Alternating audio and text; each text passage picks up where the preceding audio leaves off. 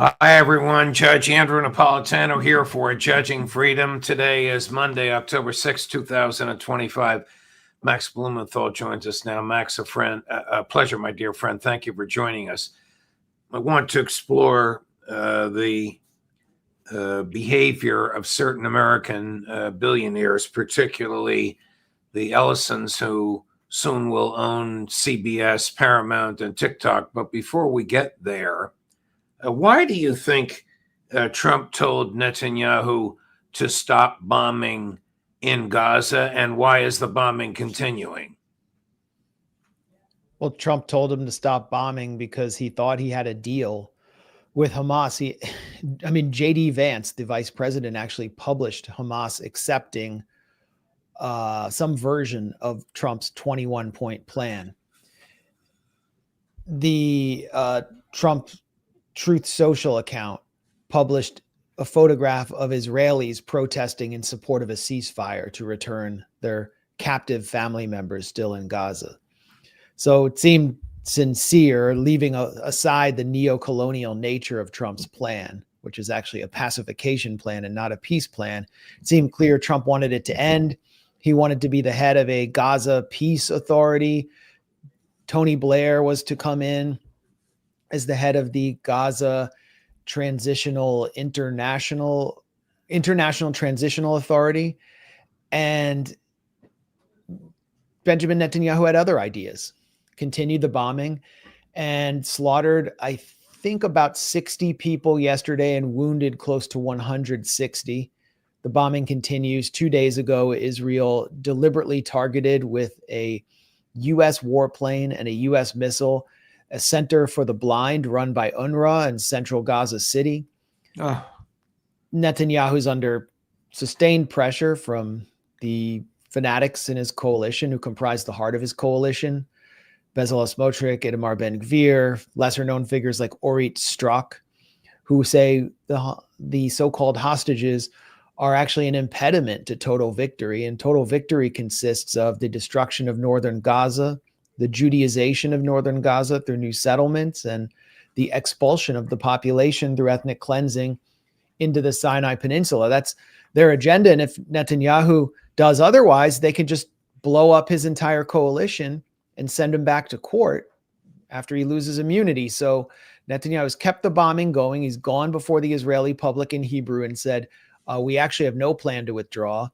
And he stated explicitly yesterday that troops will remain, occupation soldiers will remain deep inside Gaza throughout the duration of this supposed peace plan. Well, why would Gaza accept such a thing? Why would Gaza surrender the hostages? Why would Gaza throw down their arms in the face of no deal at all?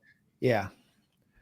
They're not going to, because if Hamas understands if they give up their weapons, Gaza will not, the Israeli talking point of them giving up their weapons and surrendering and then Gaza returning to peace is just that. And that everything the Israelis say is deceptive. Look at the West Bank, where the Palestinian Authority has not only given up weapons, they've turned their weapons on fellow Palestinians on behalf of Israel. Go into any Palestinian refugee camp in any major Palestinian city, and by day, the Palestinian Authority arrests Palestinians, and by night, the Israeli military raids and they coordinate. And the West Bank is now not just cantonized, but it is on the verge of being annexed. It has been turned into a giant prison. Palestinians can't travel between from one city to another because of the amount of settler terror and military terror. And so Gaza will face that as well. It was Hamas that expelled or pushed the Israeli military and Israeli settlers out after the Second Intifada and allowed people in Gaza to travel up and down their tiny little open-air prison freely for the first time. So they're not going to give up weapons for the same reason Hezbollah won't. Hezbollah's major accomplishment has been defending Lebanon against an Israeli occupation, forcing Israel to leave in 2000 and preventing Israel from marching to Beirut as it did in the early 1980s. So they're facing pressure to put down their weapons. None of these groups will put down their weapons, but they will agree to a very one-sided agreement just to end the violence. And it's a fact that Hamas is facing pressure from the civilian population of Gaza, which has suffered so much. But how can they negotiate when Israel is demonstrating the real power dynamic between itself and Washington that, as Tucker Carlson said last week, Netanyahu's running around the region bragging that he has Trump under his thumb. And by bombing Gaza after Trump says to stop, he is reinforcing that dynamic and illustrating everything Tucker Carlson said to be clearly true. The only way to stop Israel is through force, and Trump is unable to apply it. How did Netanyahu react, if you know, to Trump's twice stated command that the Israelis will never annex the West Bank? He won't let it happen. Well, they can annex it gradually and not formally. I mean, it doesn't serve Netanyahu's interest to formally annex the West Bank. That's something the settlers want. There's ideological and religious messianic reasons for them to do it. But for Netanyahu politically, doesn't serve him well to formally make the West Bank part of Israel, even though Israel doesn't respect international law. It would mean under the Geneva Conventions, they have an obligation to care for the population, to provide them with postal services, electricity. It would eliminate the Palestinian Authority, which would create a security vacuum, which would lead to massive militancy. It just doesn't serve him well. He likes to keep it's for the same reason that Israel under successive prime ministers, including Netanyahu, insisted that they did not occupy the Gaza Strip, that they actually withdrew in 2005, 2006, even though they actually controlled the perimeters, the skies, the sea. It's to avoid having any obligation to the population.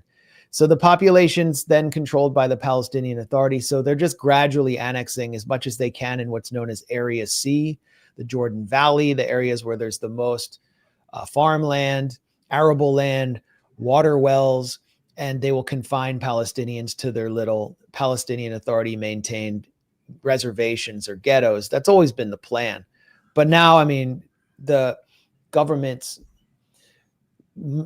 ideological tendency has lurched so far into the messianic far shores of the extreme Kahanist right that the pressure to formally annex the West Bank might actually explode Netanyahu's coalition at some point in the next year or two if he manages to hold on.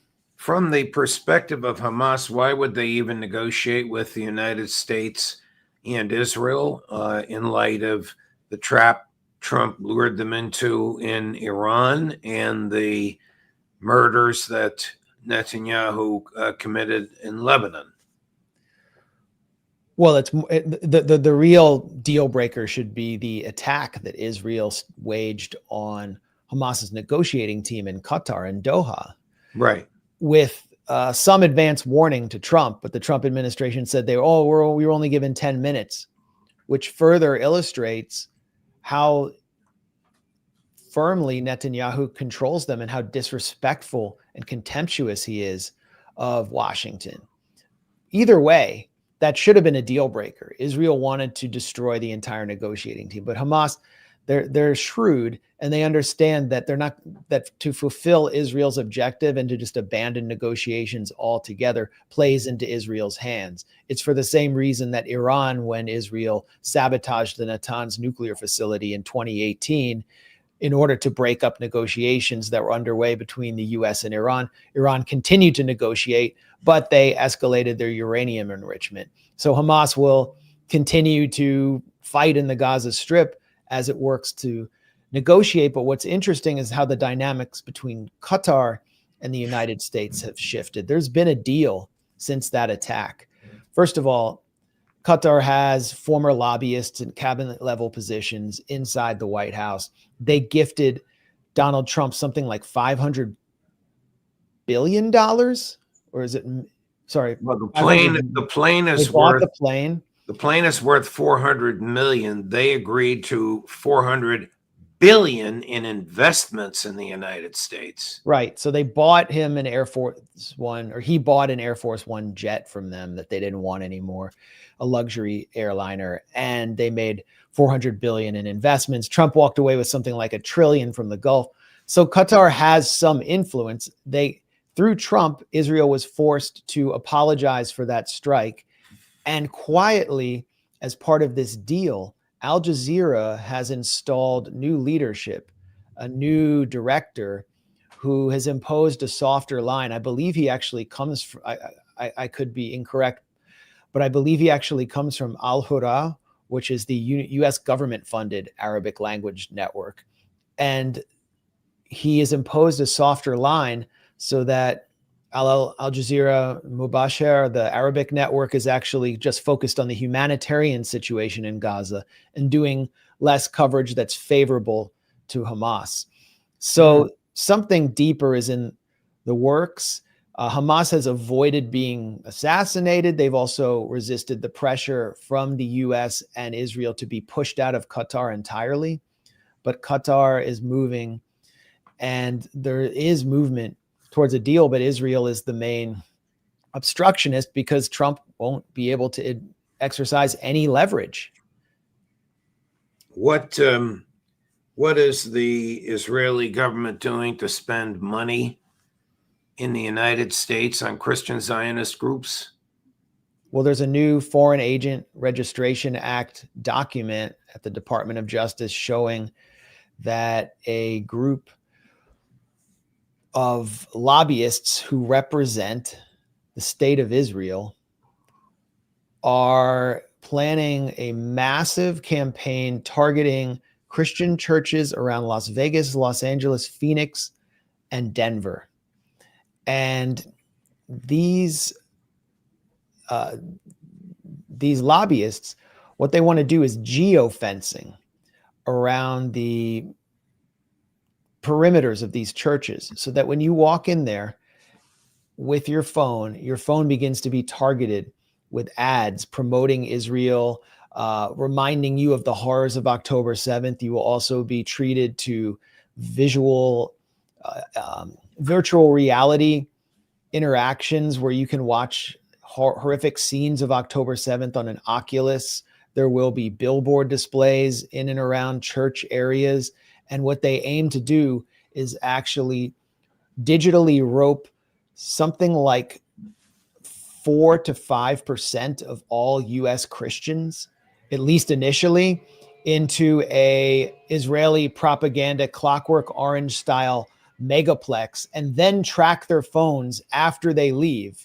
It's a $4.5 million deal right now, which will expand and which builds on another foreign agent deal that Israel has in which Israel has contracted Brad Pascal, the former campaign manager of Donald Trump, to the tune of $1.5 million a month to contract influencers and to game the algorithms and LLM models of ChatGPT and other AI platforms in favor of Israel. There's also a separate deal to purchase influencers and pay them what amounts to $7,000 per post in support of Israel. And we can kind of guess who they are from the kind of activity that we've been witnessing online. For example, one of the apparent influencers is named Lizzie Savetsky. We've never heard of any of these figures before.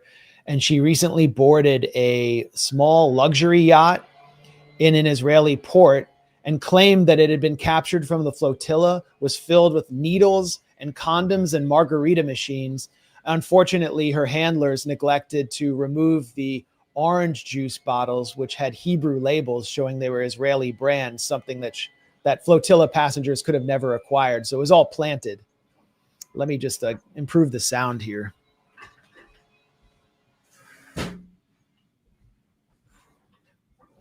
Wow.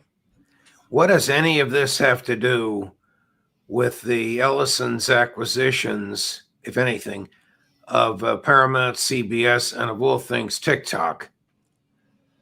Well, Netanyahu announced a 7-front war last year, which has seen continued attacks on southern Lebanon, thousands of violations of the ceasefire there, a 12-day war with Iran, the slaughtering of the entire cabinet of Yemen, and assassination of the prime minister as Israel fails to suppress resistance from the Ansar Allah government, attacks inside, a genocide inside Gaza, a massive campaign of arrests and de facto annexation of the West Bank. I mean, the fronts just pile up. These are all just in the region. Now, Netanyahu has announced an 8th front to the war. In a meeting with U.S. paid influencers for Israel, he basically signaled his intention to wage war on the minds of the American public, and that America has become the 8th theater of Netanyahu's global war. And he openly called for TikTok to be purchased. So it's happened right. It's happening right before our eyes. It's happened today. This plan, this 8th front, just took control of an important legacy media property, CBS News, through the merger of Paramount and Skydance, the company of Larry Ellison, the Oracle billionaire's son, David Ellison. In addition, David Ellison purchased the Free Press newsletter of self-described Zionist fanatic, former New York Times columnist Barry Weiss for $150 million. I highly doubt the Free Press has that much more traffic than the Gray Zone on a good day. And we publish much less volume than her. It seemed like an artificial valuation. The investors behind Barry Weiss's Free Press are some of the major AI tech warlords. David Sachs, who is one of them, is in charge of AI and crypto policy for the Trump administration. So if these investors made money off of Paramount's purchase of the Free Press, then what we have here is a very clear conflict of interest, because David Ellison has installed Barry Weiss as editor-in-chief now of CBS News. So the editor-in-chief has a major investor, apparently, who has a Trump administration role in basically gearing AI and crypto policy for Trump in apparent violation of the emoluments clause. Well, and she will produce coverage, presumably that's favorable to her investor. This is a clear and explicit violation of CBS's published code of ethics. But more importantly, just panning out, this is part and parcel of an Israeli takeover of American media as Israel faces global backlash and a complete cratering of its support in the United States for its genocide and 7-front war in the region. Here's Netanyahu talking about the importance of the TikTok purchase. Chris, cut number 5. We're going to have to use the tools of battle. You know, the weapons change over time. You can't fight today with swords. That doesn't work very well, okay? And you can't fight with cavalry. That doesn't work very well. And you have these new things, you know, like drones, things like that. I won't get into that. But we have to fight with the weapons that apply to the battlefields in which we're engaged. And the most important ones are the social media. And the most important purchase that is going on right now is Followers. TikTok. TikTok, number one. And I hope it goes through, because it can be consequential. And the other one, what's the other one that's most important? X. Exactly. Very good. Well, Ellison can own TikTok. How's he going to take X away from his fellow trillionaire? Well, Larry Ellison now owns TikTok, and TikTok has, first of all, Larry Ellison's Oracle is a major CIA contractor. Larry Ellison is on the board of Friends of the IDF, and he is someone who's hosted Netanyahu on his private island in Hawaii. He's very close to him. So it looks engineered from Tel Aviv. Larry Ellison moved in on TikTok with venture capital the venture capitalist Andreessen Horowitz, Mark Andreessen, who is a major investor of Barry Weiss, and Ben Horowitz, the son of David Horowitz, the anti-Palestinian agitator and former Trotskyist, who actually was a mentor to many of these neocons, including Charlie Kirk when he was younger. So it's very clear why this was done. And TikTok is now blocking or banning anyone from mentioning AIPAC in conjunction with an Israeli influence operation. It's been censoring anyone who is an Israel critic. The gray zone already has 2 strikes there. I think we're pretty much finished on TikTok. And the reason was spelled out by Mitt Romney and Tony Blinken in conversation when they complained about young people seeing too many dead Palestinian babies on TikTok. Ted Cruz complained in a Senate hearing that TikTok was spreading pro-Hamas propaganda. And then most recently, Van Jones, another apparent asset of the Israel lobby on Real Time with Bill Maher, complained that people were seeing too many Palestinian dead babies because of a Qatari and Iranian influence disinformation operation. And he managed to earn laughter too with a punchline about dead Palestinian babies. So these are the talking points, and the billionaire investors are responding to these talking points.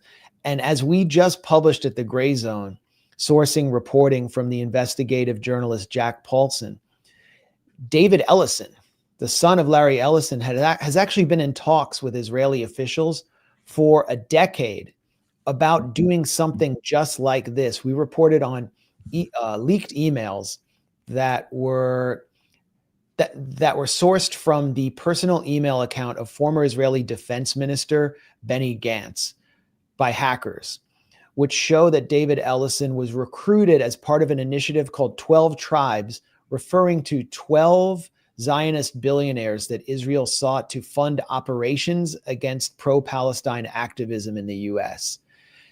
And that was his beginning, his genesis, as kind of a sugar daddy / cutout for Israeli intelligence as it sought to wage cognitive warfare on the American public. And that's what Netanyahu is referring to in that meeting with influencers as well. They've been very clear about their agenda. It's playing out before our eyes. And if you read any of the coverage, for example, Barry Weiss being installed today as the editor of CBS News, none of it mentions this. And this is the subtext to the entire plot, is that Israel is waging the largest foreign meddling operation in history inside the United States. It's not Russiagate, it's Israelgate. And no one in mainstream media is treating it as a scandal, possibly because they're afraid that they'll be bought next. So Israel's former top general sought donations from David Ellison and his father Larry as part of a billionaire coterie to fund digital paramilitaries aimed at sabotaging pro-Palestinian, I assume pro-Palestinian American activists. Yep, American. The leaked documents show one planner explaining, quote, "In the jungle, we need more guerrillas and less IDF," close quote. With Paramount and CBS News now under his control, the younger Ellison has installed self-described Zionist fanatic. Has she called herself a Zionist fanatic? Barry Weiss as editor-in-chief. Yeah, in a New York Times editorial co-authored with Brett Stevens, who came up through the same Zionist lobbying network as her, she and Stevens said they accepted the label of Zionist fanatic, that they won't dispute it. The documents that we published are absolutely damning. And of course, they're 10 years old, but they help illustrate what's taking place right now. This is a foreign takeover using a fifth column of Zionist billionaire cutouts who are advancing the interests of an apartheid state that's engaged in a genocide that is hated everywhere around the world. And it's not going to work, but what they're doing in suppressing whatever's left of the news division at CBS, whatever's left of 60 Minutes, which was already a tool of the intelligence agencies and performed propaganda services for Israel. is they're trying to legitimize Israeli propaganda through a legacy media property. They're not actually going to breathe new life into CBS News. They're just using its carcass to legitimize whatever's left of their Hasbara. And it's a malicious project. Back in 2015, the Israelis actually sought out David Ellison and the 12 tribes funding coterie in order to when I say wage war, they were actually going to deploy the notorious Black Cube firm of former Mossad professionals, which had stalked the accusers of Harvey Weinstein, which had defended the makers of Pegasus spyware, which had spied on members of the Obama administration while they were involved in nuclear negotiations with Iran. They were going to use them to attack pro-Palestine activists and Israel critics in the United States. I mean, this is an organization that says it's involved in social engineering and moves freely in limited access environments and harvests data from Americans through the dark net. So this really is a war on us. We are the eighth front of this war. Christians going to church without even knowing it in Arizona, in California, in Colorado will now be blasted with Israeli propaganda through their phones and tracked everywhere they go.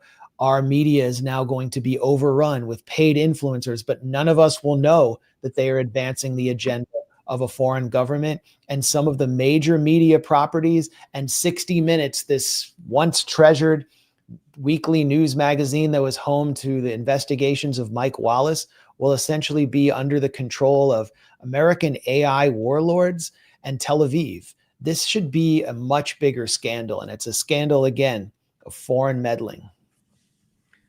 Well, you know, this Justice Department is not going to investigate it, and probably none will if the Zionists continue their iron grip on the federal government, no matter which party occupies the White House and which party has numerical control of Congress.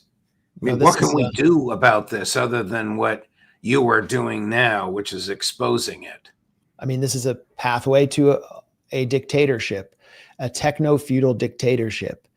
And you can see the Trump administration setting the stage by labeling large swaths of the American public as terrorists, sending troops into American cities to suppress dissent. Trump referring to major American urban centers as training grounds for foreign conflicts, the labeling of anyone now off the coast of Venezuela as terrorists. The whole definition of terrorism, which came into being through the AUMF after 9/11, has been expanded to the point where none of us are safe from that designation. The purpose is to suppress dissent so that we can't do anything about this takeover. So it's important now to understand at least what the stakes are, and that this isn't a partisan issue. But with Donald Trump in the White House, these forces, these AI techno-feudalists, and who are all ideologically militantly Zionist, and their Israeli partners in crime, have more control over American policy than ever before. So it's important to resist it. Here's the person that whispers into Trump's ear every morning and every night, sounding like it's Berlin in the 1930s. We are about to provide you with a level of support you cannot even imagine. This isn't just a task force. This is a all-of-government unlimited support operation. ATF, DEA, FBI, ICE, Department of War, every resource we have. We are sending in real cops with guns and badges to go out with you on the street every single night making arrests. I pledge to you, we will liberate this city from the criminal element that has plagued it for generations. The idea that there is a square inch of block in this city where a citizen doesn't feel safe is unacceptable. This is Memphis. This is the United States of America, and all that bullshit is done. It's over. It's finished. My God, who will protect us from the protectors? Yeah, I mean, when has Stephen Miller ever worn a uniform, picked up a gun, or gotten his hands dirty? I mean, he was some sniveling little resentful rich kid from Santa Monica who just hated all the liberals that he went to high school with. And he's been playing out his issues ever since. And where's the Constitution? Trump is now attempting to send one National Guard from California to another state, Oregon, to invade the city of Portland against the wishes of both states. Neither governor wants to do so, and it's because a court has ruled that he cannot send federal forces, and a court has ruled against that as well. So the courts no longer matter. You can see in Chicago, the population does not want this federal invasion. And what the federal invasion is aimed at is essentially kidnapping citizens on the basis of their appearance, that they appear as criminals or they appear as undocumented immigrants, that they're illegal, which basically means, I mean, I might laugh at someone who would say this years ago, but it's like, it basically just means my whiteness is my protection from being kidnapped off the street because no one suspects that I came over the border. And that's what they're doing, violating the 4th and 6th Amendment of people who are in this country. So the Constitution has been obliterated. And I've been saying again and again, this is not about immigration because they're not able to carry out mass deportations in the first place. They've basically shut down the border already. This is about crushing dissent and normalizing the concept of secret masked police in our cities who can kidnap anyone on any basis without a warrant and even arrest people who demand a warrant, as we've seen in a Chicago hospital with a nurse being violently arrested for demanding a warrant of a patient being arrested. It's about normalizing secret police. It's about normalizing the deployment of the military for testing in American cities and for testing various tech surveillance mechanisms. It's a part of an entire project that I would call global Gazification, where a restive but impoverished citizenry becomes test gerbils for a rapacious billionaire class that has no morals and no respect for international law and seeks to export what lessons they've learned through that testing as a means of financializing surveillance and violence. It's moved here, and it won't end with Trump. Well, and it's only going to get worse, unfortunately. The size and scope of ICE wouldn't shrink even if they succeeded in removing every undocumented person from the United States. They'd just find another class of people to go after, because monsters, dictators, need a target. They need an enemy. They need to be able to focus the ire of their people on some harmless enemy that can't resist. No, that's a great point. I mean, in the BBB, Trump expanded the size of ICE to an almost intractable level. It got like over $50 billion. So while China is building these expansive bridges over massive canyons and building high-speed rail, the United States government is deputizing the Proud Boys and deputizing a possible criminal element to expand ICE as much as possible. We have no way of vetting the personnel of ICE or knowing who they are because they're masked. Their defense is, oh, we're going to get doxxed.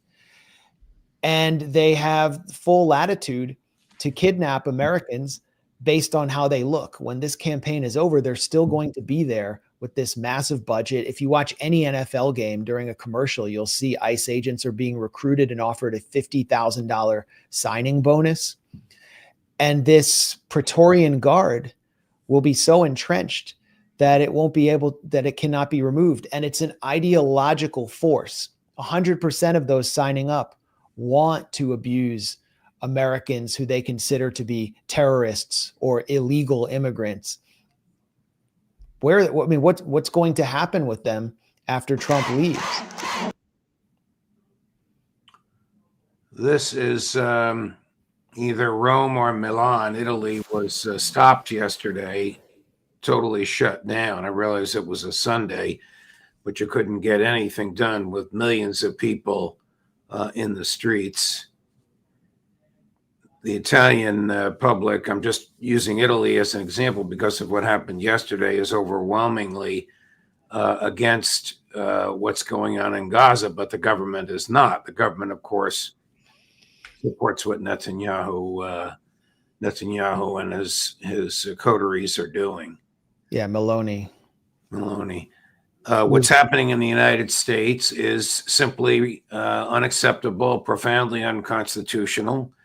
A federal judge in Oregon was so furious that she ordered that no Oregon National Guard can come into Portland, whereupon Trump ordered the Texas and California National Guard to go into Portland. She held a hearing on a Sunday afternoon at the end of which accused the man who appointed her to the bench of openly defying the order that she signed. She made it crystal clear that no National Guard from whatever state they hail can enter Oregon. So I don't know where this is going to go or what's going to stop it. It's a complete violation of the whole concept of federalism. Correct. Founding fathers enshrined. Correct. She made a terrific 31-page treatise in defense of federalism. But what these masked monsters are doing in Chicago is simply reprehensible. They're using axes to kick in doors, and they are beating people up if they don't have a passport with them and cannot prove that they're an American. This, of course, totally violates the Constitution. You don't have to prove anything. The government has to have an arrest warrant to restrain you unless it observes you committing a felony. Max, thank you for... Go ahead, please. Well, and just really quickly, since you brought up the Flotilla, and we have an interview I just wanted to highlight at the Gray Zone with Thomas Becker, who is a great human rights lawyer and journalist and friend of ours, who is on the Conscience ship, which is due to either reach Gaza and break the siege or to be intercepted any minute, possibly right now. Passengers from the Samud Freedom Flotilla, including Greta Thunberg, have been let out after being abused for a week. And Mike Huckabee, the supposed U.S. ambassador to Israel, has mocked Greta Thunberg on his Twitter account. And there are American citizens who are due to be kidnapped by Israel or who have been. And what Mike Huckabee, the U.S. ambassador, is saying is, we will not provide consular representation to U.S. citizens because I actually represent Israel. So that's another indication of where we are with this government and who's actually in control. American citizens attempting to bring aid to Gaza, being kidnapped on the high seas by Israel, will not receive consular representation as they're abused by Israeli foreign police and security personnel. That is disgusting. We'll end it there, Max. I don't know what's going to stop this, but something has to happen soon. But thank you very much for all of your incredible work, both video and in writing. And thanks for your courage, my dear friend. All the best to you. Thanks a lot, Judge. Sure. Wow. Coming up on all of this at 3 o'clock, Scott Ritter, and at 4 o'clock, Professor Jeffrey Sachs, Judge Napolitano for Judging Freedom.